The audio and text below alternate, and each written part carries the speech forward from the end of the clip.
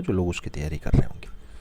उत्तर प्रदेश राज्य के प्रमुख नृत्यों की अगर बात करते हैं मित्रों, तो पहला नृत्य हम लोग जोगनी नृत्य लेते हैं। आप जानते हैं उत्तर प्रदेश को कई मंडलों में बांटा गया है, इसमें से एक बेल्ट अवध क्षेत्र में होता है।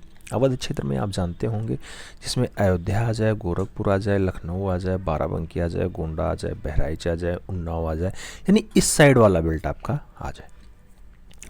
यह नृत्य जो है, यह शैली विशेष करके रामनवमी के अवसर पे मनाई जाती है और पुरुष महिलाओं का रूप धारण करके नृत्य करते हैं। तो पुरुषों के द्वारा जोगनी नृत्य किया जाता है, महिलाओं के रूप में उन्हें सजाया जाता है उस जो है काम के लिए।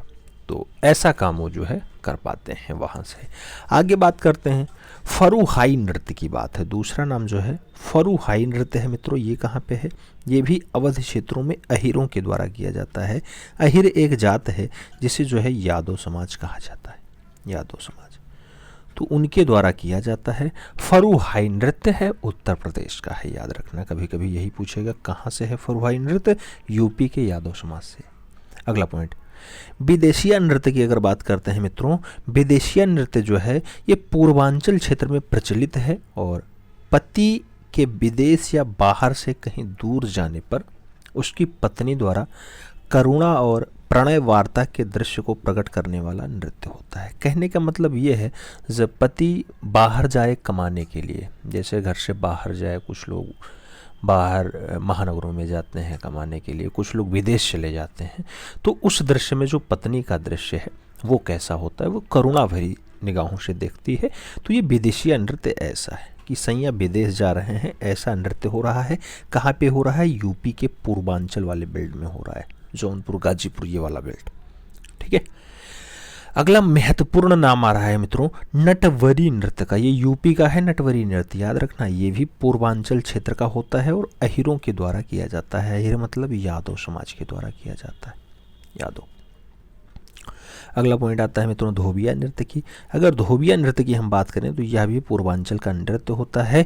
इसे मांगलिक अवसर पे किया जाता है। कोई शुभ कार्य होता है तो पूर्वांचल में जो है धोबिया नृत्य होता है। जैसे किसी के यहाँ मुंडन हो, जन्मदिन हो या किसी के यहाँ शादी विवाह हो तो उसमें भी धोबिया नृत्य होता है। आगे बात करते हैं मित्रों, अगला नृत्य जो आता है वो कर्मा नृत्य आता है। ये इंपॉर्टेंट है, इस पे स्टार लगा लेना। कर्मा नृत्य पूछा जाता है, परीक्षाओं में छपता है, चाहे वीडियो का पेपर दें, चाहे यूपीपी का, चाहे पीसीएस का। यूपी स्पेशल जहां भी पूछ लिया जाए वहां पे ये प्रश्न छप सकता है।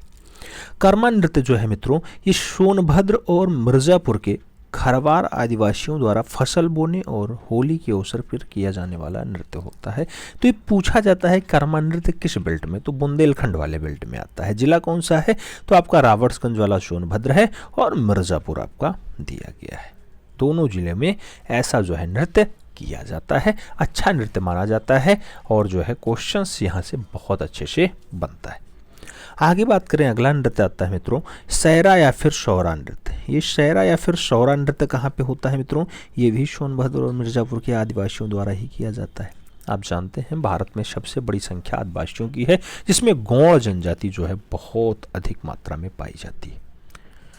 अगला नृत्य आता है चौलर नृत्य। चौलर नृत्य की अगर बात करते हैं मित्रों तो ये सोनभद्र और मिर्जापुर के क्षेत्रों में अच्छी वर्षा हेतु किया जाता है। जब इंद्र भगवान नाखुश हो जाते हैं तो उनको मनाने के लिए, बढ़िया वर्षा हो जाए, इसके लिए चौलर नृत्य होता है। किस बेल्ट में होता है? ये भी आपके सोनभद्र और मिर्जापुर वाले बेल्ट में होता है। अगला नाम आता है धीवर नृत्य का। मित्रों धीवर नृत्य की अगर बात करते हैं ये कहार जाति के द्वारा जो है शुभ अवसरों पे किया जाता है। कहार जाति वही जो पहले डोली उठाया करते थे, आप जानते होंगे पहले डोली उठाया करते थे, वो है कहार जाति। तो ये धीवर नृत्य किया करते थे। यूपी का स्पेशल नृत्य है धीवर नृत्य, याद रखना। अगला पॉइंट आता है सैरा नृत्य की। सैरा नृत्य की अगर बात करते हैं तो सैरा नृत्य में क्या आता है? बुंदेलखंड के किसानों के द्वारा जब फसल कटाई का समय आता है तब जो है वो सैरा नृत्य करते हैं। और आगे बात करते हैं पासी नृत्य का नाम आया। पासी नृत्य अगर बात करते हैं तो पासी जाति के द्वारा 7 अलग अलग मुद्राओं में युद्ध की भांति जो है नृत्य किया जाता है। जो लोग क्षेत्रीय लोग हैं उधर देखते होंगे कि वो लोग जो है अपने देवी देवताओं को मनाने के लिए कभी कभी जो है लाठी लेकर के, कभी कुछ लेकर के, कुछ ना कुछ जो है स्पेशल करते हैं। तो ऐसा जो है नृत्य वो लोग करते हैं। आगे बात करें मित्रों, सबसे इम्पोर्टेंट आ गया है, आपको लगाना है छोलिया नृत्य। ये छोलिया नृत्य कहाँ का स्पेशल है? तो छोलिया नृत्य याद रखना यूपी का स्पेशल नृत्य माना जाता है। राजपूतों के द्वारा विवाह उत्सव पर एक हाथ में तलवार और एक हाथ में ढोल लेकर के किया जाता है। बहुत अच्छा नृत्य माना जाता है ये आपका छोलिया नृत्य। कौन करता है? राजपूत समाज करता है, याद रखना यूपी का है, ऐसा मत लगाना कि पंजाब लगा देना, ठीक है।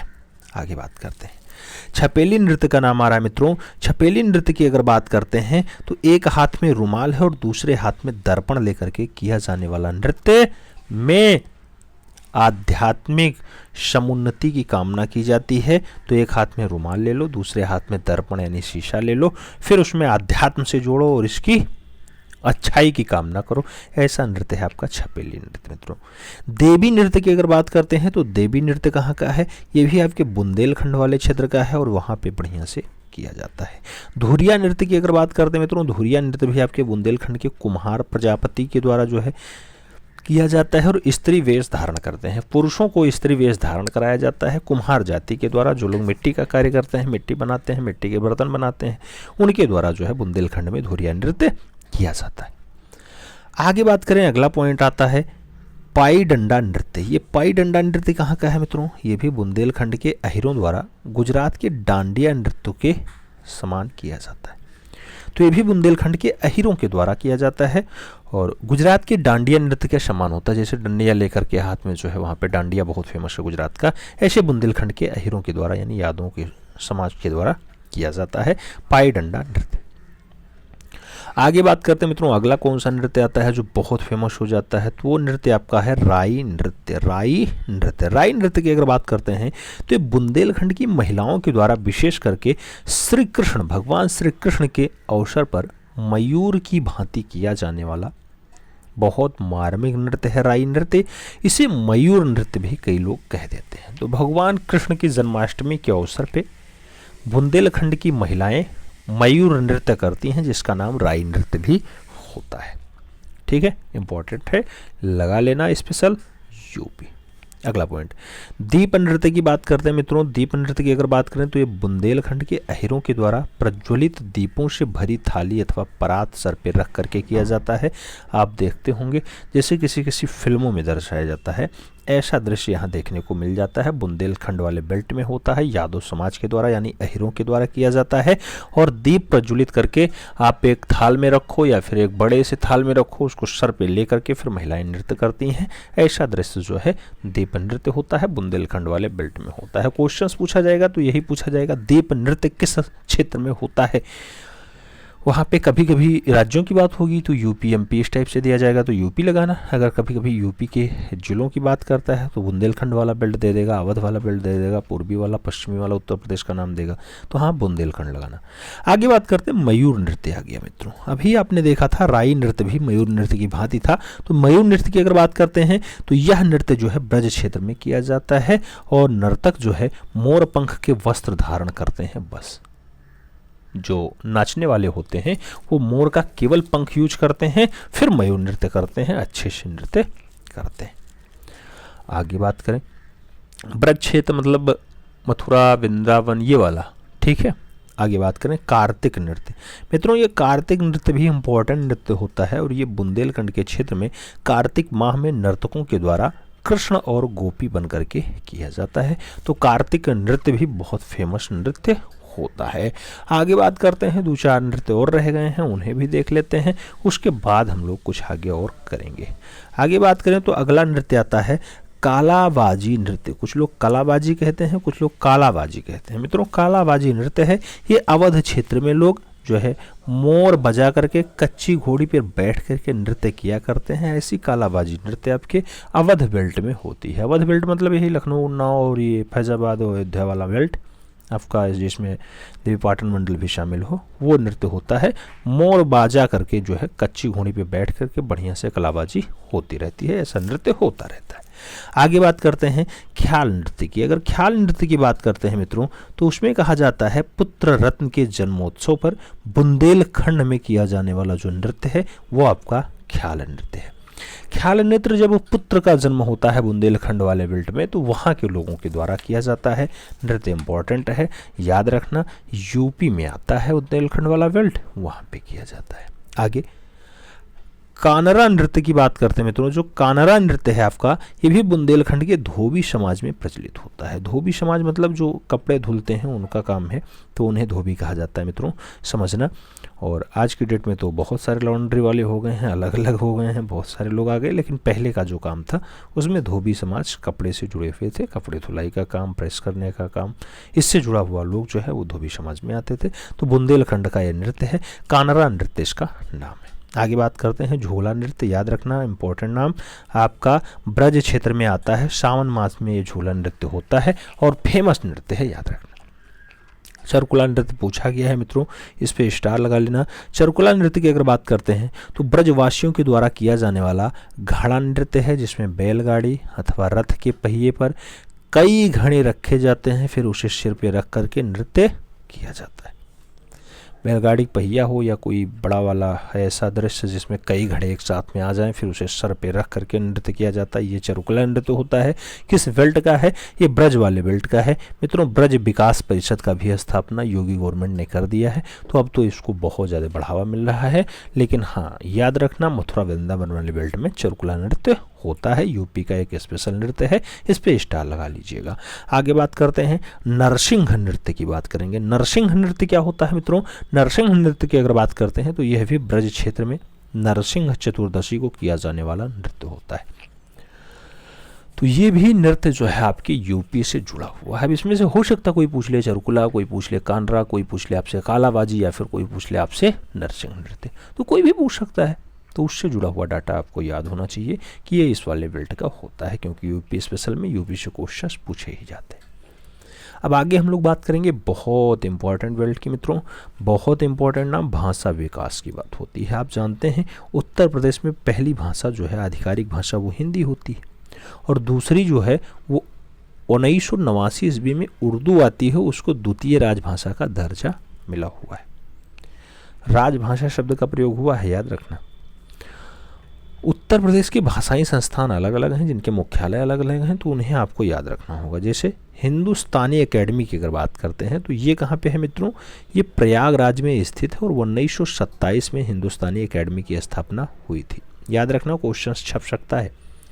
उत्तर प्रदेश उर्दू अकादमी की अगर बात करते हैं 1972 में इसकी स्थापना हुई थी, और ये लखनऊ में स्थित है, नवाबों की नगरी में स्थित है।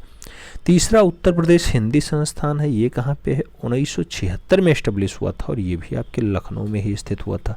क्योंकि यूपी की जो राजधानी है वो लखनऊ है, इसलिए ज़्यादातर संस्थान, ज़्यादातर विभाग आपके लखनऊ से ही संबंध रखेंगे। आगे बात करें उत्तर प्रदेश संस्कृत संस्थान की बात करें, ये भी 1976 में ही एस्टेब्लिश होता है, ये भी लखनऊ में स्थित है। और आगे बात करते हैं उत्तर प्रदेश भाषा संस्थान की अगर बात करते हैं मित्रों, 94 में इसकी स्थापना होती है, 1994 में, और लखनऊ में ही उत्तर प्रदेश भाषा संस्थान स्थित है।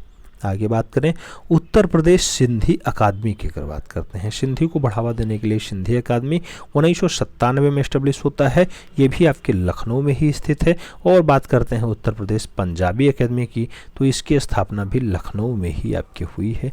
याद रखना, हो सकता आपसे हिंदी संस्थान जो 1976 में एस्टेब्लिश होता है पूछ ले, या हो सकता आपसे हिंदुस्तानी अकेडमी पूछ ले कहाँ पे स्थित है, जो 1927 में एस्टेब्लिश हुआ था। तो ये मुख्यालय जरूर याद रखना मित्रों, बहुत इंपॉर्टेंट है, इस पे विशेष करके नज़र बना लेना, इसका स्क्रीनशॉट ले लेना, हो सके तो एक बार पढ़ लेना। फिर आगे बढ़ते हैं हम लोग। आगे कुछ महत्वपूर्ण जो है आपके कवि हैं उत्तर प्रदेश से जुड़े हुए हैं, और उनके उपनाम या फिर लोकप्रिय नाम हैं, तो उन्हें देखने का हम लोग प्रयास करते हैं। जैसे आपको हम बताएं तो सबसे पहला नाम जो आता है ये आता है मलिक मोहम्मद का। ये कवि हैं, और कवि मलिक मोहम्मद को उपनाम क्या मिला है? जायसी उपनाम से ये कविताएं लिखा करते थे। तो मलिक मोहम्मद का उपनाम क्या है? जायसी है, याद रखना। अमीर खुसरो की अगर बात करते हैं, अमीर खुसरो जिसने क्या है, किसका आविष्कार किया था आप जानते होंगे, तो इसे तूत ए हिंद के नाम से या फिर तूताए हिंद के नाम से जाना जाता है। अमीर खुसरो, अमीर खुसरो, अमीर खुसरो, संगीत का जन्मदाता कई लोग इसे कहते हैं। आगे बात करते हैं, अगला नाम आता है मित्रों, कवि हैं अयोध्या सिंह उपाध्याय। अयोध्या सिंह उपाध्याय की अगर बात करते हैं, ये किस उपनाम से जो है कविताएं लिखा करते हैं? हरिऔध के नाम से, हरिऔध के नाम से इन्होंने कविताएं की हैं। इनका संबंध यूपी से है, याद रखना, उत्तर प्रदेश से।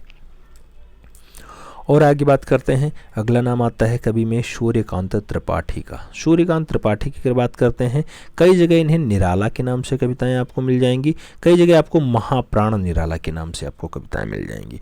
तो महाप्राण और निराला ये दोनों उपनाम हैं, किसके उपनाम हैं? सूर्यकांत त्रिपाठी जी के उपनाम हैं। आगे बात करते हैं मित्रों, हरवंश राय की अगर बात करते हैं तो हरवंश राय जी को जो है बच्चन की उपाधि मिली थी। बच्चन की उपाधि हरवंश राय बच्चन होता है। और हालावादी कवि ये होते हैं हरवंश राय बच्चन, ये अमिताभ बच्चन के पिताजी हैं। ठीक है, बहुत अच्छी मधुशाला कविताएं लिखी थी, मधुशाला। आगे बात करते हैं राजा शिव प्रसाद की। राजा शिव प्रसाद ये भी बहुत अच्छे कवि हुए हैं और इनकी जो कविताएं थी वो सितारे हिंद के उपनाम से जानी जाती थी। आप देखते होंगे राजा शिव प्रसाद सितारे हिंद, इसीलिए पूरा नाम लिखा मिलता होगा आपको। अगला महत्वपूर्ण पॉइंट आता है मित्रों भारतेंदु हरिश्चंद्र का। भारतेंदु हरिश्चंद्र की अगर बात करते हैं तो हिंदी में नव जागरण के अग्रदूत माने जाते हैं भारतेंदु हरिश्चंद्र जी। इंपॉर्टेंट पॉइंट है, इस पे स्टार लगा लेना, याद रखना मित्रों। भारतेंदु हरिश्चंद्र तो हिंदी नव जागरण के अग्रदूत कहे जाते हैं। आगे तुलसीदास की बात होती है। बाबा तुलसीदास आजकल तो खूब ज़्यादा जो है चर्चा में भी हैं। तो हिंदी के जो है जातीय कवि के रूप में इन्हें संज्ञा प्राप्त है। तो हिंदी के जातीय कवि के रूप में किसे संज्ञा प्राप्त है?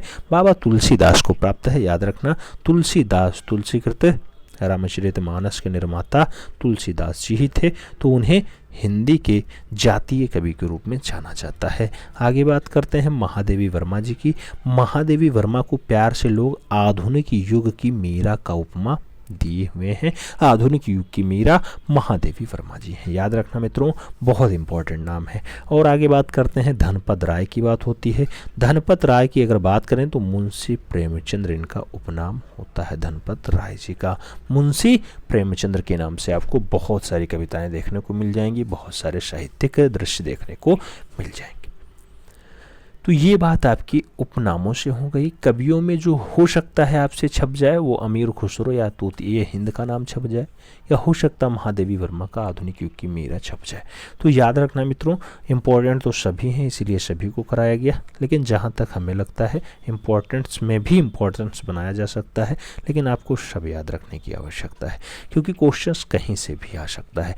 आगे बात करते हैं मित्रों, अगला पॉइंट आया भारत रत्न से सम्मानित उत्तर प्रदेश के व्यक्तित्व। आप जानते हैं मित्रों, भारत रत्न भारत का सबसे पहला वाला सर्वोच्च सम्मान माना जाता है, जिसको मिल जाता है फिर उसकी ख्याति हो जाती है और ख्याति प्राप्त व्यक्ति को ही भारत रत्न मिलता है। ये भी खासियत होती है। आप जानते होंगे भारत में व्यक्तित्व के क्रम लगते हैं, उसमें से चौथे पायदान पे या पांचवें पायदान पे आपको भारत रत्न से सम्मानित व्यक्तियों को भी स्थान दिया जाता है। तो ये सब बहुत ऊंची हस्तियों को मिलता है जो बहुत अच्छा काम ईमानदारी से अपने करते रहते हैं। राष्ट्र निर्माण की भावना में राष्ट्र को आगे ले जाने का जो है इनका उद्देश्य होता है, उन्हीं को मिलता है। आप जानते होंगे सबसे पहला व्यक्ति दार्शनिक थे, पढ़े लिखे थे, पहले उपराष्ट्रपति थे, नाम था डॉक्टर सर्वपल्ली राधाकृष्णन। दार्शनिक थे, 1954 में इन्हें जो है भारत रत्न मिलता है। भारत रत्न पाने वाले पहले व्यक्ति भी रहे हैं, याद रखना। इनका संबंध यूपी से रहा। आगे बात करें, दूसरा नाम आता है डॉक्टर भगवान दास का। ये भी दार्शनिक थे, उत्तर प्रदेश से संबंध था। 1954 में इन्हें भी भारत रत्न मिला था, यूपी से इनका भी संबंध रहा है। तीसरा नाम पंडित जवाहरलाल नेहरू जी का आता है। ये वर्तमान समय में पीएम होते हैं, पीएम प्राइम मिनिस्टर होते हैं उसी समय जब ये भारत रत्न खुद को लेते हैं। राजनीति से संबंध रहा है। 1955 में पंडित नेहरू ने अपने आप को जो है भारत रत्न से नवाजा था, यूपी से इनका संबंध था। और आगे बात करते हैं मित्रों, पंडित गोविंद बल्लभ पंत की बात आती है। आप जानते हैं इनके नाम से कॉलेज भी चलता है और राजनीति में इनका दबदबा रहा है। 1957 ईस्वी में पंडित गोविंद बल्लभ पंत जी को भारत रत्न से सम्मानित किया जा चुका है। आप जानते हैं भारत रत्न पाने वाले व्यक्तियों की सूची केंद्र सरकार के पास जाती है और केंद्र सरकार की जो है अनुमति से ही खेल मंत्रालय के द्वारा ये सब सम्मान दिया जाता है। ठीक है। आगे बात करते हैं, पुरुषोत्तम दास टंडन जी का नाम है। आप जानते हैं टंडन जी लखनऊ से जुड़े हुए व्यक्ति रहे हैं, बहुत फेमस व्यक्ति रहे हैं, राजनीति में इनका दबदबा रहा है। 1961 में जो है पुरुषोत्तम दास टंडन जी को भारत रत्न दिया है भारत सरकार ने। और आगे बात करते हैं, इंदिरा गांधी जी की बात होगी। स्वर्गीय श्रीमती इंदिरा गांधी जी लेडी हैं, आयरन लेडी के नाम से जानी जाती हैं। बांग्लादेश का जन्म इन्हीं के दिमाग से हुआ था, तो राजनीति में इनका सक्रिय दिमाग था। 1971 में इन्होंने बांग्लादेश को पैदा किया और 1971 में इन्हें भारत रत्न भी मिल जाता है। याद रखना, ये सब व्यक्तित्व तो ऐसे हैं जो खुद ही प्रधानमंत्री रहे हों, खुद ही जो है भारत रत्न ले रहे हों। जैसे मोदी जी आज कहें कि हम प्रधानमंत्री हैं तो अपने सभी खासम खास को भारत रत्न बांट दें, ऐसा काम उस टाइम हुआ था। अब ये सब थोड़ा सा गलत बात है। आगे बात करते हैं, राजीव गांधी की बात होती है मित्रों। राजीव गांधी जो है गांधी परिवार से अच्छे से संबंधित हैं और राजनीति से इनका जो है अच्छा नाता रहा है। भारत में कंप्यूटर लाने का श्रेय इन्हीं के नाम पे जाता है। 1991 में राजीव गांधी जी को जो है भारत सरकार ने भारत रत्न से सम्मानित किया था। अब पंडित रविशंकर की बात क्यों ना हो, पंडित रविशंकर जी को जो है जो सितार वादक रहे हैं, इनको 1999 ईस्वी में, कब 1999 में जो है भारत रत्न से सम्मानित किया गया है। उसके बाद यूपी के पाने वाले बिस्मिल्लाह खान जी हैं। बिस्मिल्लाह खान जी शहनाई वादक हैं। याद रखना, रविशंकर सितार वादक हैं और जो है बिस्मिल्लाह खान जी शहनाई बजाते थे। इन्हें 2001 में भारत सरकार ने भारत रत्न से सम्मानित किया है। पंडित अटल बिहारी वाजपेयी जी की उस टाइम सरकार हुआ करती थी। उसके बाद मोदी जी आए, 2 लोगों को लगातार जो है भारत रत्न दिए। उसके बाद भूल गए कि भारत रत्न भी किसी को देना होता है। आप जानते हैं हर साल गवर्नमेंट दे सकती है, लेकिन नहीं दिया गया। 2014 में पंडित मदन मोहन मालवीय मरणोपरांत पाते हैं, समाज सुधारक होते हैं और इन्हें 2014 में भारत रत्न से समझती है मोदी गवर्नमेंट, मोदी सरकार। अगला नाम होता है अटल बिहारी वाजपेयी जी का। अटल बिहारी वाजपेयी जी राजनीति से संबंध रखते हैं और राजनीति से संबंध रखते हुए 2014 में मोदी गवर्नमेंट ने इन्हें जो है भारत रत्न से सम्मानित किया था। अटल जी का योगदान राजनीति में विशेष है। आप सभी जानते हैं कि कैसी इनकी छवि रही है और कैसे कद के ये नेता रहे हैं। तो इन सभी बातों पे आपने अपनी जो है करते हैं। सबसे पहले यूपी के जो प्रमुख दार्शनिक स्थल हैं उसमें एक साइड में स्थल लिखा हुआ है, दूसरे साइड में अवस्थित स्थान के बारे में लिखा हुआ है। जैसे आप दशावतार मंदिर पढ़ते हैं तो दशावतार मंदिर मित्रों खूब पूछा जाता है आपके टीजीटी में, टीजीटी आर्ट में पूछा गया क्वेश्चन से। दशावतार मंदिर कहाँ पे है? उत्तर प्रदेश में है। उत्तर प्रदेश का जो स्थान है वो देवगढ़ है और जिला जो आपका है वो ललितपुर है। तो देवगढ़ उत्तर प्रदेश ललितपुर में जो है आपका दशावतार मंदिर स्थित है। आगे बात करें, दूसरा मंदिर कौन सा आएगा? नरसिंह टीला के नाम से एक जाना जाता है। ये नरसिंह टीला जो है ये जालौन में पाया जाता है। जालौन वही जिला है मित्रों जिसका कहा जाता है मुख्यालय क्या है? जालौन का मुख्यालय क्या है? तो जालौन का मुख्यालय तो आप जानते ही होंगे क्या होगा। जालौन का मुख्यालय उरई होता है। क्या होता है? उरई। इसलिए आप देखते होंगे उत्तर प्रदेश के ज़्यादातर जो बस होते हैं उसमें उरई डिपो लिखा होता है, ना कि जालौन डिपो। बहुत कम जगहों पे आपको जालौन का नाम दिखाई देगा। उरई उसका हेडक्वार्टर है, इसलिए उरई डिपो दिखाई देता है। जैसे आप संभल का देखे होंगे पवासा डिपो दिखता है। गौतम बुद्ध का नगर का देखते होंगे उसमें नोएडा आपको दिखाई देगा और नोएडा डिपो दिखाई देता है। कानपुर देहात को अकबरपुर माती कहते हैं, इसलिए ज़्यादातर आप जो बस देखेंगे उसमें अकबरपुर माती डिपो लिखा मिलता है। फर्रुखाबाद का जो हेडक्वार्टर है वो फतेहगढ़ में है, तो फतेहगढ़ डिपो आपको दिखाई देगा। जालौन का उरई होता है, कौशाम्बी का मंझनपुर होता है, अमेठी का गौरीगंज होता है, संत कबीर नगरी का खलीलाबाद डिपो होता है। उसके साथ कुशीनगर का आपका पड़रौना डिपो आता है, सिद्धार्थ नगर का आपका नौगढ़ वाला डिपो आता है, अंबेडकर नगर का आपका अकबरपुर डिपो आता है और सोनभद्र का आपका रावणगंज वाला डिपो आता है। तो ऐसे जो नरसिंह टीला है मित्रों ये आपके जालौन में पाया जाता है, याद रखना। आगे बात करें, रानी महल की बात होगी। ये रानी महल कहाँ पे स्थित है मित्रों? वही झांसी वाला रानी, झांसी वाला बेल्ट है आपका, झांसी वाला जिला है। आप जानते हैं उत्तर प्रदेश का झांसी जिला थोड़ा फेमस जिलों में आता है, थोड़ा फेमस जिलों में आता है। तो वहीं पर आपका रानी महल स्थित है मित्रों, रानी महल स्थित है। याद रखिएगा झांसी भी आपका उसी बेल्ट का हिस्सा है जिधर आप समझ रहे हैं, जिधर आप समझ रहे हैं। जैसे ललितपुर के जस्ट बगल में झांसी आएगा जो मध्य प्रदेश से सीमा बनाएगा। झांसी महोबा के बगल में होता है, ललितपुर के बगल होता है, जालौन के नीचे होता है, हमीरपुर के बगल होता है। तो आप जानते हैं कि झांसी का जो सीमा है इधर मध्य प्रदेश उधर मध्य प्रदेश, ठीक है, तो ये मध्य प्रदेश से सीमा बनाता है। आगे बात करते हैं ब्यास टीला की। ब्यास टीला कहाँ पे है मित्रों? ये भी आपके जालौन में पड़ता है, उरई वाला जालौन, उरई था ना, जालौन का उरई डिपो होता है। आगे बात करें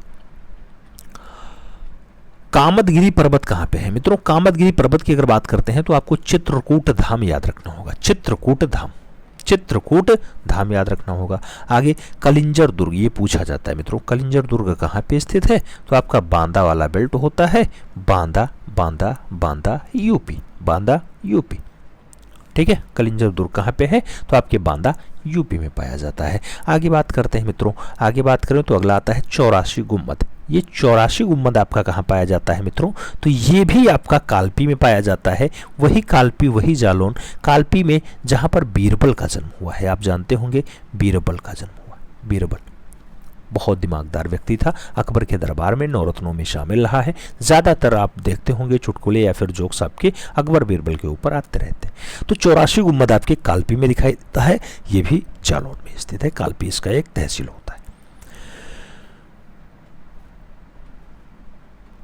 आगे बात करें मित्रों तो अगला आता है मकरबई मंदिर। ये मकरबई मंदिर कहाँ पाया जाता है मित्रों? आपका मकरबई जो मंदिर है ये महोबा वाले बेल्ट में पाया जाता है, महोबा। मकरबई मंदिर कहाँ पे है मित्रों? आपके महोबा वाले बेल्ट में है। महोबा आपका मध्य प्रदेश से सीमा बनाता है, याद रखना, और बांदा हमीरपुर और झांसी से सीमाएं साझा करता है। बांदा हमीरपुर और झांसी के बीच में महोबा पाया जाता है मध्य प्रदेश से। अगर राज्य की बात करते हैं तो एमपी से सीमा साझा करता है, वहाँ पे मकरबई मंदिर। आगे बात करते हैं बेल्हा देवी मंदिर कहाँ पाया जाता है? ये आपका कुंडा प्रतापगढ़ वाला होता है। जबकि आनंद भवन की अगर बात करते हैं, बहुत फेमस है ये आनंद भवन, आप सब प्रयागराज वाले जानते हैं, तो ये संगम नगरी प्रयागराज में स्थित है। आगे बात करते हैं कड़कशाह बाबर का मजार या कड़कशाह बाबर की मज़ार की अगर बात करते हैं तो ये कौशाम्बी वाला बेल्ट होता है। कौशाम्बी उत्तर प्रदेश में आपके कड़कशाह वाला डाटा पाया जाता है। कौशाम्बी आपका चित्रकूट और इलाहाबाद के बीच वाला बेल्ट होता है। एक साइड में चित्रकूट होगा, आपके पूर्व वाले साइड में इलाहाबाद होगा, आपके उत्तर वाले साइड में प्रतापगढ़ होगा, आपका दक्षिण वाला बेल्ट फतेहपुर और बांदा वाला घेरा होगा, उसके बीच में कौशाम्बी छोटा सा आता है जिला। तो वहाँ पे कक्कड़ शाह बाबा की मज़ार पाई जाती है। फांसी इमली शहीद स्थल की अगर बात करते हैं, ये भी आपका जो है प्रयागराज में स्थित है। बावनी इमली शहीद स्थल की अगर बात करते हैं, फतेहपुर में स्थित है मित्रों। फतेहपुर अभी जस्ट हमने आपको बताया है कि फतेहपुर कौशाम्बी के बगल वाला जिला होता है, बांदा से थोड़ा ऊपर होता है। बांदा के उत्तर में फतेहपुर पाया जाता है, हमीरपुर के पूरब में पाया जाता है, ठीक है। कानपुर नगर के जो है दक्षिण और पूर्व कोने में पाया जाएगा, ठीक है। तो वो आपका फतेहपुर होता है, रायबरेली से नीचे होता है, उन्नाव से नीचे होता है, वो आपका फतेहपुर हो जाता है। आगे बात करते हैं धानपुर शहीद स्मारक की बात करें तो धानपुर शहीद स्मारक जो है आपका ये चंद्रौली वाला बेल्ट होता है मित्रों। चंद्रौली वाला जो बेल्ट है या बिहार से सीमा साझा करेगा, याद रखना, बिहार से सीमा साझा करेगा आपका चंद्रौली। चंद्रौली वाराणसी के जस्ट बगल होता है, गाजीपुर के नीचे होता है, वाराणसी के जस्ट पूरब में होता है, मिर्जापुर के जस्ट पूर्व में होता है, सोनभद्र के जस्ट उत्तर में होता है, वो आपका चंद्रौली है। वहाँ पे धानपुर शहीद स्मारक पाया जाता है। तो जो एक्स्ट्रा बातें बोल रहे हैं उसके दिमाग में बिठाते हुए चलना मित्रों, जिससे आपकी तैयारी बेहतर हो सके। आगे बात करेंगे सीतामढ़ी धार्मिक स्थल की अगर बात करते हैं, कहाँ पे पाया जाता है? भदोही में पाया जाता है। बहुत सारे लोग भदोही से जुड़े हुए हैं। यहाँ की कालीन बहुत फेमस है मित्रों, कालीन दरी वाला जो बेल्ट है वो बहुत अच्छे से यहाँ पे काम होता है। तो सीतामढ़ी धार्मिक स्थल जो है वो भदोही में पाया जाता है, भदोही में पाया जाता है। सोमनाथ मंदिर की बात करते हैं, यूपी के सोमनाथ की बात हो रही है मित्रों। जब यूपी के सोमनाथ मंदिर की बात करें तो आपका देवरिया जनपद में पाया जाएगा। कहाँ पे? देवरिया जनपद में पाया जाएगा, देवरिया जनपद में आपका पाया जाएगा। कौन सा? आपका मित्रों ये वाला दृश्य, कौन सा? सोमनाथ मंदिर। देवरिया कहाँ पे है? आप जानते हैं बिहार से जो है ये बॉर्डर अपना साझा करेगा और गोरखपुर के जस्ट पूरब में आपका देवरिया होता है। देवरिया के ऊपर आपको कुशीनगर मिलेगा और देवरिया के नीचे आपको बलिया मिलता है, याद रखना, ठीक है। तो गोरखपुर के जस्ट जो है दाहिने साइड में यानी पूर्व साइड में जो बिहार से बॉर्डर साझा करे वो आपका देवरिया होता है।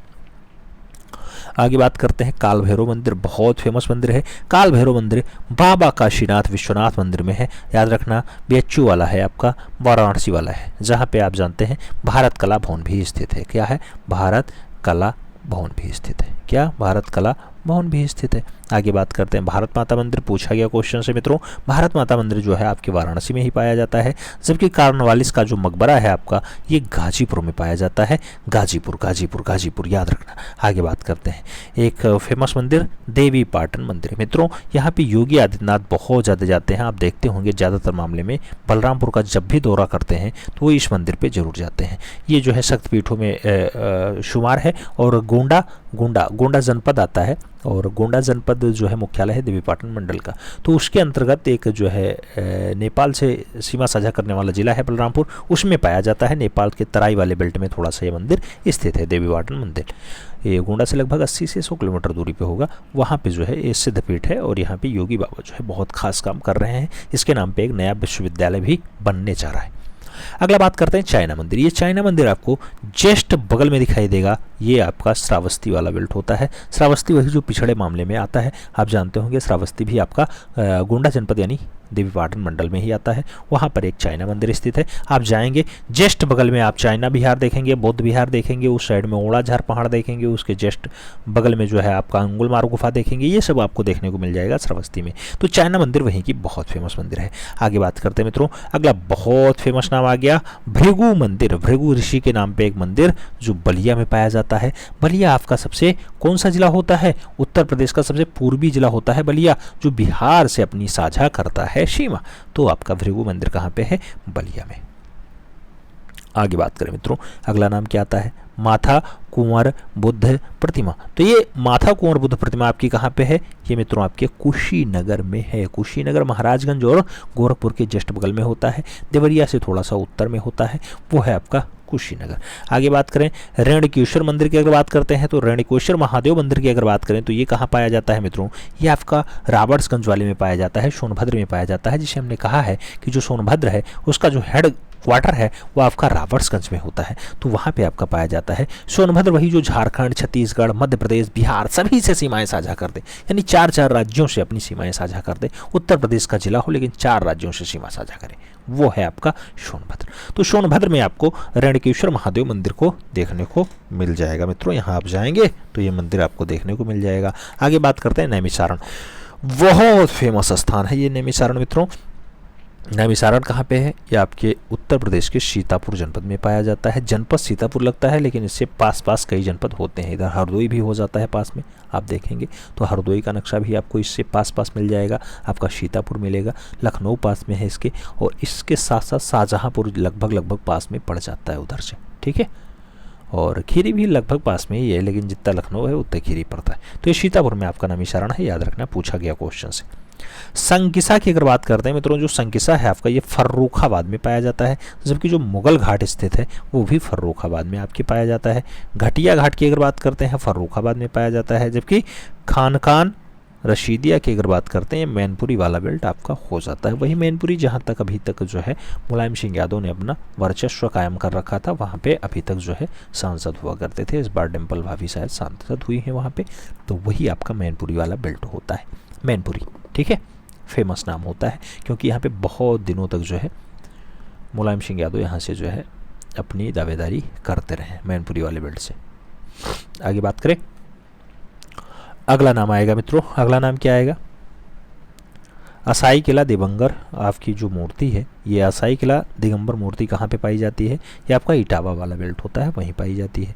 जबकि भगवान वराह मंदिर जो है, भगवान वराह मतलब होता है सूअर की जो है अवतार में भगवान है। ऐसा मूर्ति आपको कहाँ दिखाई देता है? तो सोरोकासगंज में आपको दिखाई दे जाएगा। सोरोकासगंज में आपको ऐसा दृश्य देखने को मिल जाता है मित्रों। आगे बात करें, अगला नाम क्या आता है? अगला नाम रजा लाइब्रेरी। ये पूछा क्या क्वेश्चन से? रजा लाइब्रेरी कहाँ पे स्थित है? रामपुर में स्थित है। ये TGT आर्ट का छपा हुआ क्वेश्चन है मित्रों। इंपॉर्टेंट क्वेश्चंस याद रखना, इंपॉर्टेंट नाम।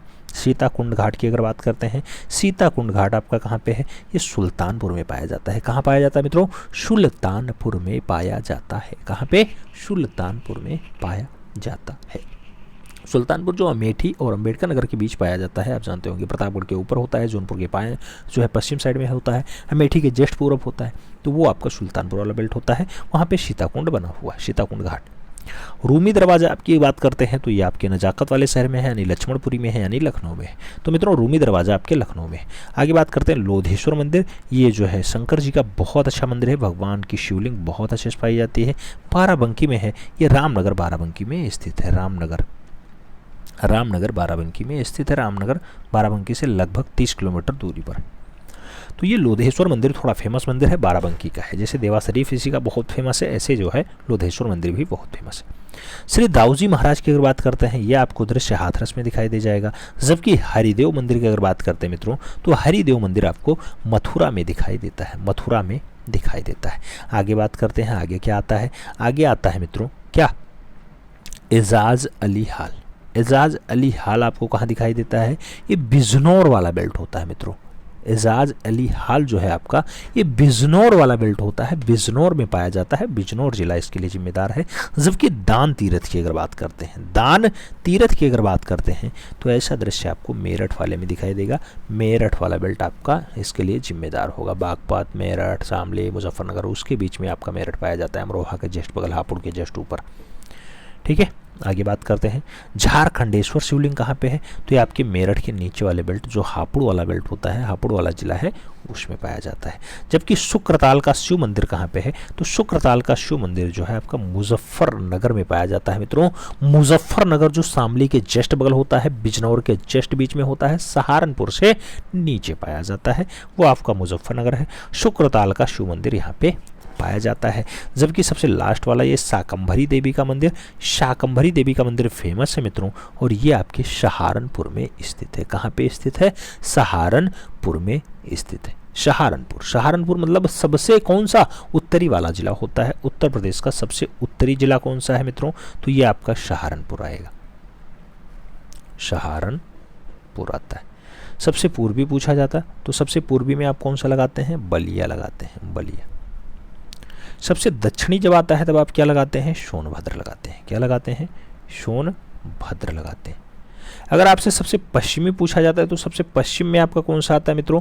जब सबसे पश्चिमी की आपकी बात होने लगती है, तब आप वहाँ पे नाम चेंज करने लगते हैं। कभी कभी कुछ लोग कहते हैं नहीं नहीं सहारनपुर होगा, नहीं नहीं, कुछ लोग कहते हैं नहीं नहीं मथुरा है, कुछ लोग कहते हैं नहीं नहीं गाजियाबाद है। लेकिन मित्रों जब सबसे पश्चिमी की बात होती है, तो आप जानते हैं कि हरियाणा राज्य से वो सीमा बनाएगा, और हरियाणा राज्य से कौन सा सीमा बनाता है? शामली बनाता है। कौन सा? शामली। तो शामली बनता है इसका सबसे पश्चिमी वाला जिला। सबसे पश्चिमी जिला शामली होता है। सहारनपुर के जस्ट नीचे है शामली। उसका जो आप भौगोलिक अक्षांश देखेंगे, तो उसका झुकाव हल्का सा, जैसे ये सहारनपुर है तो उसका झुकाव हल्का सा ज़्यादा है, इसलिए वो पश्चिमी आ जाता है, और ये उत्तरी आ जाता है। ये उत्तरी आ जाता है, ये पश्चिमी आ जाता है, नहीं तो दोनों एक ही हो जाता। ठीक है, तो इसलिए आपको शामली याद रखना होगा, सहारनपुर के जस्ट नीचे वाला, जो हरियाणा से जो है बॉर्डर शेयर करता है। तो शाकंभरी देवी का जो मंदिर है आपका सहारनपुर में स्थित है। ये तो मंदिरों की बात हो गई, प्रमुख मंदिर आपके आ गए। उसके बाद हम थोड़ा रामसर स्थल के बारे में बात करेंगे। उसके बाद उत्तर प्रदेश के क्षेत्रफल और उसके भौगोलिक स्थिति, सीमावर्ती राज्य, और इस पर भी बात कर ले रहे हैं। अगर रामसर स्थलों की बात करते हैं मित्रों, तो अब तक जो उत्तर प्रदेश है, यहाँ पे 10 रामसर साइट्स अभी तक पाई गई हैं। 10 रामसर साइट कुल मिला के अप्रैल 2022 तक यहाँ पे है। पहली की अगर बात करते हैं, ऊपरी गंगा नदी जो ब्रज घाट नरोरा है उसके खिंचाव तक होता है, ये 2005 में स्थल घोषित किया गया था। दूसरा स्थल जो यूपी का है वो नवाबगंज उन्नाव वाला है, ये 2012 में घोषित किया गया। तीसरा जो है वो सरसई नवार, सरसई नवार जो है ये आपका इटावा वाले बेल्ट में पाया जाता है, 2019 में रामसर स्थल से घोषित किया गया। जबकि पार्वती अरंगा आपका गोंडा में पाया जाता है, गोंडा जनपद जो आपका देवीपाटन मुंड्यालय वाला है, तो उसके मुख्यालय से थोड़ा सा दूर है। नवाबगंज बेल्ट में जाएंगे, जहाँ की आजकल नेताजी बहुत फेमस है, ब्रजभूषण जी, उसी वाले बेल्ट में पाया जाता है। उनके गांव के आस पड़ोस पाया जाता है, मेन हाईवे से लगा हुआ है। जब गोंडा से आप फैजाबाद जाने लगेंगे, अयोध्या जाने लगेंगे, तो उसी हाईवे पे लगा हुआ है। पार्वती अरंगा लंबा चौड़ा फैला हुआ है। ये पश्चिम बिहार है, इसको जो है रामसर स्थल में ले लिया गया है। ये 2019 का डाटा है। आगे बात करते हैं समन पश्चिम बिहार। ये आपसे पूछा गया एक बार क्वेश्चन है, इससे पहले यूपीपीसीएस में पूछा गया क्वेश्चन। समन पश्चिम बिहार की अगर बात करते हैं, मैनपुरी में पाया जाता है। 2019 में ये आपको रामसर स्थल के रूप में देखने को मिला था। आगे बात करते हैं सांडी पश्चिम बिहार। जब आप हरदोई जाने लगेंगे तो उससे पहले आपका सांडी पड़ता है, और सांडी पश्चिम बिहार बहुत फेमस है, 2019 में इसे भी आर्द्रभूमि स्थल के रूप में शामिल कर लिया गया। आगे बात करते हैं, एक समसपुर झील होती है मित्रों। ये समसपुर झील कहाँ पाई जाती है? ये आपकी रायबरेली में पाई जाती है। ये भी 2019 में जो है आपकी क्या बनी है? रामसर स्थल बना है, यानी आर्द्रभूमि स्थल यानी वेटलैंड वेल्ड बना है। तो याद रखना समसपुर झील आपकी कहाँ पे है? रायबरेली में है। ये 7वां स्थल थी। 8वां स्थल की अगर बात करते हैं, सूर सरोवर है या फिर कीथम झील है। ये कीथम झील कई बार पूछा गया, सूर सरोवर कभी कभी नाम आता है। तो कीथम झील आपको याद रखना होगा कहाँ पे पाया जाता है? आपका आगरा वाला बेल्ट होता है। 2020 में इसको जो है रामसर स्थल के रूप में विकसित किया गया है। और आगे बात करते हैं, 9वां स्थल कौन सा है मित्रों? तो 9वां स्थल जब आप बात करेंगे तो हैदरपुर वेटलैंड आता है। हैदरपुर वेटलैंड जो है इसमें आता है, बिजनौर वाला बेल्ट होता है, मुजफ्फरनगर की सीमा पे है। 2021 में जो है इसे क्या किया गया? आर्द्रभूमि के रूप में इसे जो है विकसित करने का काम सरकार की तरफ से किया गया। नाम क्या है आपका? जो है हैदरपुर वेटलैंड वाला है, बिजनौर में पाया जाता है, मुजफ्फरनगर की सीमा से लगा हुआ है। मुजफ्फरनगर वही बिल्कुल ऊपर वाला, ठीक है। आगे बात करते हैं, तो वखीरा वन्यजीव अभ्यारण्य जो है आपका, ये वखीरा वन्यजीव अभ्यारण्य कहाँ पे है मित्रों? तो वखीरा वन्यजीव अभ्यारण्य आपका संत कबीर नगर में है और 2022 में इसको जो है रामसल आर्द्रभूमि के रूप में विकसित किया गया है। ये आपके जो है 10 अति महत्वपूर्ण रामसर स्थल थे जो आपके उत्तर प्रदेश में पाए गए थे। पहला कौन था मित्रों? आपका ऊपरी गंगा वाला हो गया। सबसे लास्ट वाला कौन सा है? वखीरा वन्यजीव आपका हो गया संत कबीर नगर वाला। अच्छा, सांडी वाला कब बनाया गया? 2019 में बनाया गया। आपका समन पश्चिम बिहार 19 में बनाया गया। पार्वती अरंगा 19 में बनाया गया। सरसई नावर आपका 19 में बनाया गया। समसपुर जो है झील रायबरेली वाला 19 में बनाया गया। तो ये सब नाम आपके 19 में बनाए गए, जबकि एक डाटा आपका 20 में बनाया गया है, जिसे जो है कीथम झील कहा जाता है या फिर कई जगह सूर सरोवर नाम आता है। ये आगरा वाला जो है 2020 में वेटलैंड जो है घोषित हुआ था 8वां, और आपका जो है हैदरपुर वेटलैंड मिर्जापुर वाला जो है हैदरपुर वेटलैंड आपका बिजनौर वाला जो मुजफ्फरनगर की सीमा पे है 2021 में आया, और जो है बखीरा वन्यजीव अभ्यारण्य आपका संत कबीर नगर वाला है 2022 में वेटलैंड सूची के रूप में समाहित किया गया, जो उत्तर प्रदेश के 10 रामसर साइट्स हैं। आगे बात करते हैं पूरे भारत की अगर बात कर ले मित्रों, अब तक जो पूरे भारत वर्ष की बात करते हैं तो वहाँ पे 75 रामसर यानी वेटलैंड हो गए हैं। ये मार्च 2023 तक का डाटा है। ध्यातव्य होगी भारत का सबसे पहला जो वेटलैंड है वो 1981 में चिल्का झील जो आपकी उड़ीसा वाली है उसको घोषित किया गया था सबसे पहला वेटलैंड स्थल। कब किया गया था? 1981 में किया गया था। यूपी के कुल क्षेत्रफल में वेटलैंड का प्रतिशत कितना है? तो 5.5%। जो ये टोटल 10 एरियाज आपको दिखाई दिए, जो 10 नाम आपको दिखाई दिए, 10 नाम आपके सामने आए, उसमें से जो इनका एरियाज है उत्तर प्रदेश के क्षेत्रफल के अकॉर्डिंग तो 5.5% एरिया लिए हुए हैं। प्रदेश का सर्वाधिक वेटलैंड वाला जो जिला है वो सबसे ज़्यादा जो है वेटलैंड कहाँ पे है? तो ये 5.5% में सबसे ज़्यादा जो लिया हुआ है उसका नाम सोनभद्र होता है, जो सबसे नीचे वाला बेल्ट होता है, झारखंड, छत्तीसगढ़, मध्य प्रदेश, बिहार से सीमा बनाता है, उसमें जो है सबसे ज़्यादा एरिया है। जबकि प्रदेश में सबसे कम वेटलैंड वाला जो जिला है आपका वो बागपत और हाथरस है मित्रों। तो बागपत और हाथरस में आपको कम वेटलैंड देखने को मिलते हैं। ये तो बात आपके वेटलैंड की हो गई। टोटल 75 हैं, जिसमें से उत्तर प्रदेश में कितने हैं? तो आपके 10 रामसर स्थल समाहित है। हो सकता है क्वेश्चन से एक बन जाए यूपी विशेष में आपके, तो याद रखना।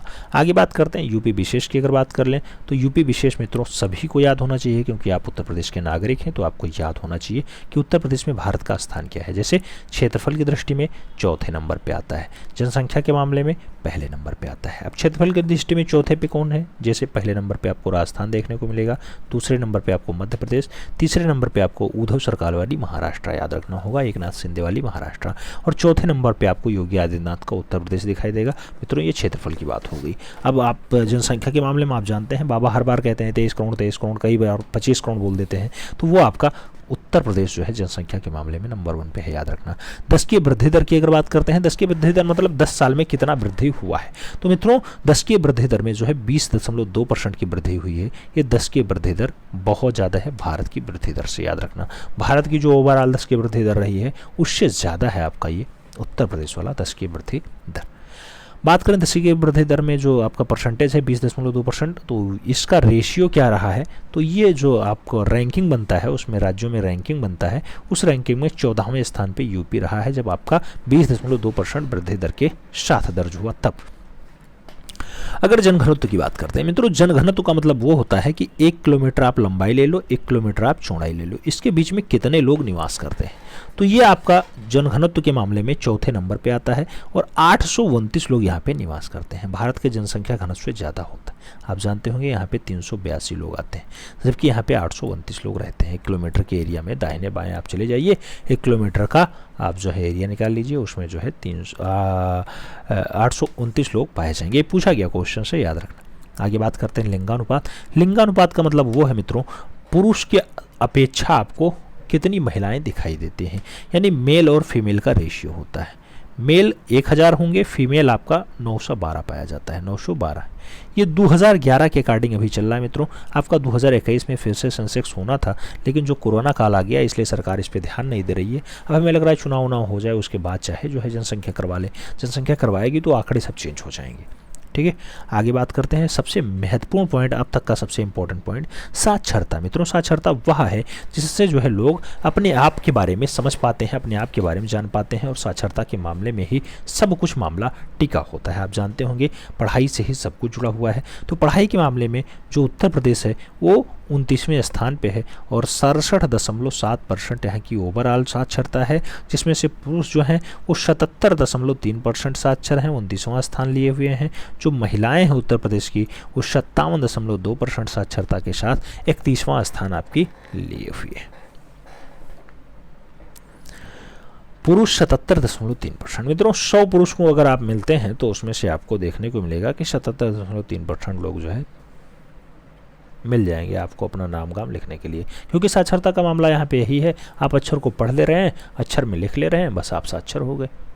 साक्षर का मतलब यही है, यहाँ पे आप अक्षर लिख ले रहे हो, आबा शादा लिख ले रहे हो, ABCD लिख रहे हो, आप राम श्याम रीता मिता गीता योगी अखिलेश आप रस्किन बॉन्ड ऐसा कुछ भी लिख ले रहे हो और पढ़ ले रहे हो, अपना दस्तखत बना ले रहे हो, बस आप साक्षर हो गए।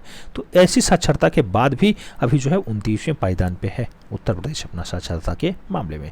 इसी को बढ़ाना है, इसी के लिए हम बार बार कहते हैं कि उत्तर प्रदेश को सशक्त बनाना है, उत्तर प्रदेश को मजबूत बनाना है, शिक्षा के मामले में नंबर 1 पे ले चलना है। मित्रों आप लोग चाहेंगे तो निश्चित रूप से नंबर 1 पे चलेगा। ये तो बात हो गई इसकी। अब हम लोग बात कर लें उत्तर प्रदेश की जनसंख्या नीति के बारे में। जनसंख्या नीति की अगर बात करते हैं 2000 वाला अपनाया गया है, 11 जुलाई 2000 से लागू होती है। वर्ष 2016 का जो प्रजनन दर रहा है मित्रों वो 2.1% पर लाना है प्रजनन दर आपका, और जो बालिका विवाह आयु है वो 16.4 वर्ष और 19.5 वर्ष के बीच को लाना है। राजकीय सेवाओं में जो महिलाएं हैं उसमें जो आरक्षण है मित्रों, आप जानते हैं कि राजकीय सेवाओं में जैसे आप जानते होंगे पुलिस कमिश्नर या फिर अच्छे पोस्टों पे या फिर ग्राम पंचायतों में आप देखते होंगे, अगर ये चुनाव इस टाइम चल रहा है तो वहाँ पे भी सूची जारी हुई है, तो 33% महिलाओं का आरक्षण चल रहा है, दिया गया है। अब आगे बात कर लेते हैं 2 बहुत महत्वपूर्ण पॉइंट, इस पे आपको सदैव खास नज़र बना के रखनी होगी, क्योंकि आप जानते होंगे आपका जो संपूर्ण विश्व दिखाई देता है, ग्लोब दिखाई देता है, ये ग्लोब 33 सही 1/2, अरे 33 मत कहना यार, 23 सही 1/2 डिग्री अंश के साथ आपका झुका हुआ है, आप जानते होंगे। और ये भूमध्य रेखा और जो है आपकी कर्क रेखा और मकर रेखा पे काम कर रहा है, जिसमें से आप देखते होंगे आपका भूमध्य रेखा जो है वो बीचों बीच से निकलता है, और भूमध्य रेखा के मामले में आप जानते हैं कि आपके भारत में भूमध्य रेखा आती ही नहीं है, जबकि आपकी जो कर्क रेखा है जो 23.5 डिग्री ऊपर जाती है वो कर्क रेखा भारत से होकर के गुजरती है। तो कर्क रेखा पे बहुत सारे आपके राज्य पाए जाते हैं, जिसमें से कभी कभी क्रम पूछ लिया जाता है। तो हम ये बताना चाहेंगे कि जो भौगोलिक स्थिति है उत्तर प्रदेश की वो आपकी ग्लोब पे कैसी है।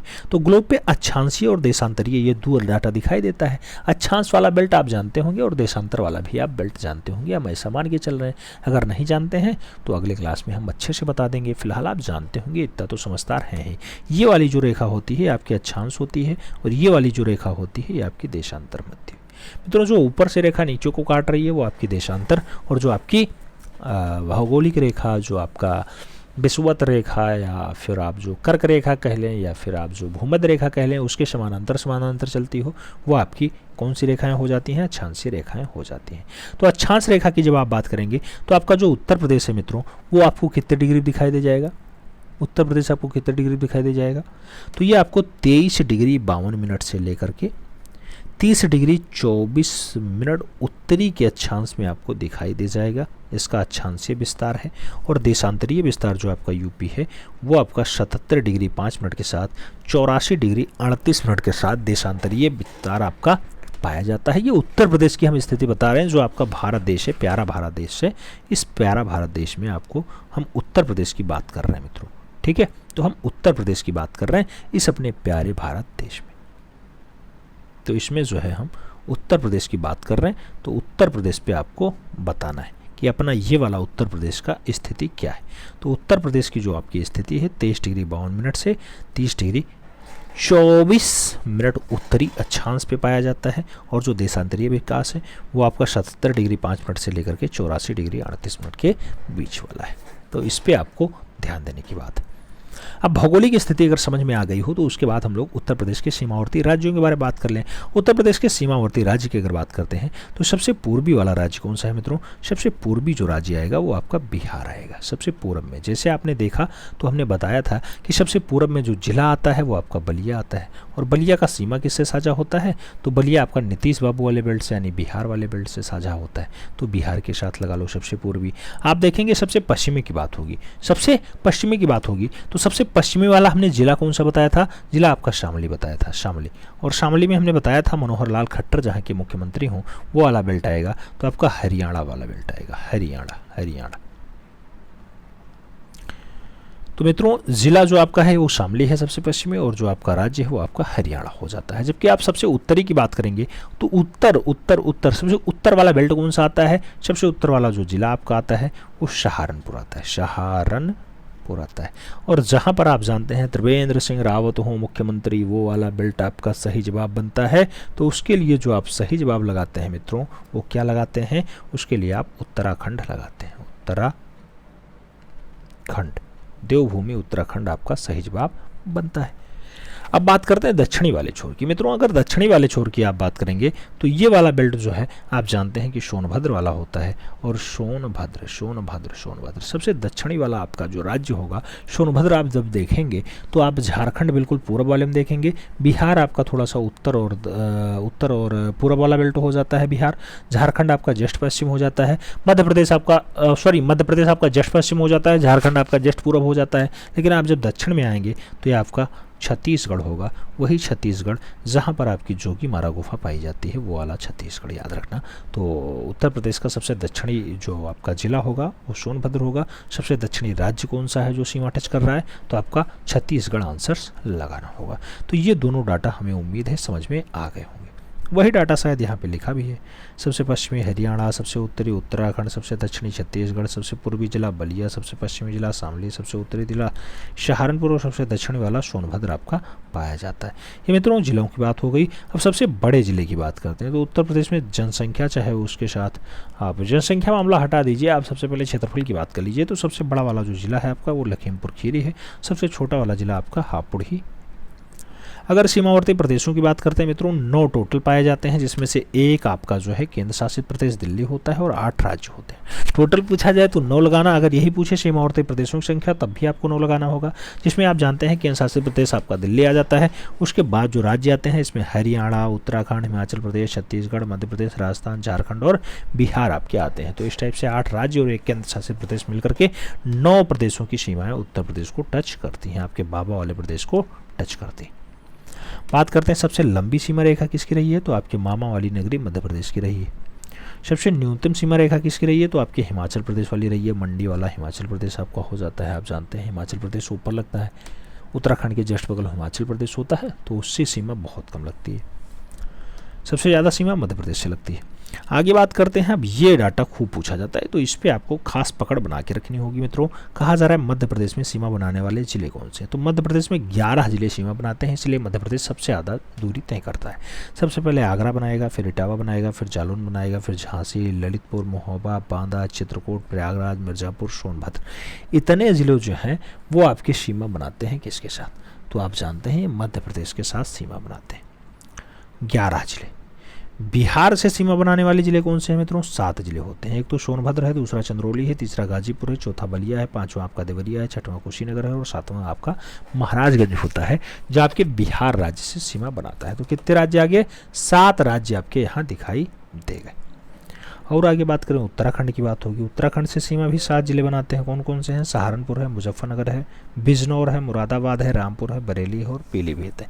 ये 7 जिले मिल करके आपके उत्तराखंड से भी सीमा बना लेते हैं। कहाँ से? उत्तराखंड वाले बेल्ट से आपके सीमा बना लेते हैं। पीलीभीत मिलता है, बरेली मिलता है, रामपुर मिलता है, मुरादाबाद मिलता है, बिजनौर मिलता है, आपका मुजफ्फरनगर मिलता है, उसके साथ सहारनपुर भी मिल जाता है।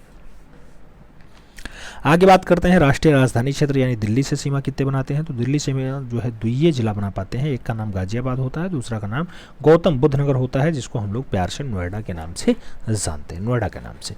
आगे बात करें छत्तीसगढ़ से कौन सा सीमा बनाता है? तो छत्तीसगढ़ से एक ही जिला आपका है जो सीमा बनाता है, जिसका नाम सोनभद्र हो जाता है मित्रों, प्यार से सोनभद्र कहा जाता है, राबर्ट्सगंज वाला। आगे बात करें झारखंड से सीमा बनाने वाला आपका रांची वाला झारखंड एक जो है जिला है जिसका नाम सोनभद्र होता है, वो आपका सीमा बनाता है इससे। और आगे बात करते हैं, अगला पॉइंट आएगा सोनभद्र से सीमा बनाने वाला राज्य कौन सा है? मित्रों जब सोनभद्र की ही बात आ जाए तो 4 राज्य आते हैं। एक तो मध्य प्रदेश, दूसरा छत्तीसगढ़, तीसरा बिहार और चौथा आपका झारखंड हो जाता है। तो मध्य प्रदेश, छत्तीसगढ़, बिहार और झारखंड कितने राज्य हैं? 4 राज्य। 4 राज्य कैसे सीमा बनाते हैं? यूपी का एकमात्र जिला जिसका नाम सोनभद्र है, उससे 4 जिले मिलकर के सीमा बना लेते हैं। सहारनपुर से अगर बात करते हैं, सहारनपुर वही आपका सबसे ऊपर वाला जो हिमाचल प्रदेश, उत्तराखंड और हरियाणा से सीमा बनाए, वो आपका हो जाता है कौन सा? सहारनपुर। तो सहारनपुर से वही पूछा जा रहा है कि सीमा कितने राज्यों से? तो 3 राज्यों से बनाता है, एक तो हरियाणा, दूसरा हिमाचल प्रदेश, तीसरा आपका उत्तराखंड वाला बेल्ट होता है, जिससे ये अपना सीमा साझा करता है।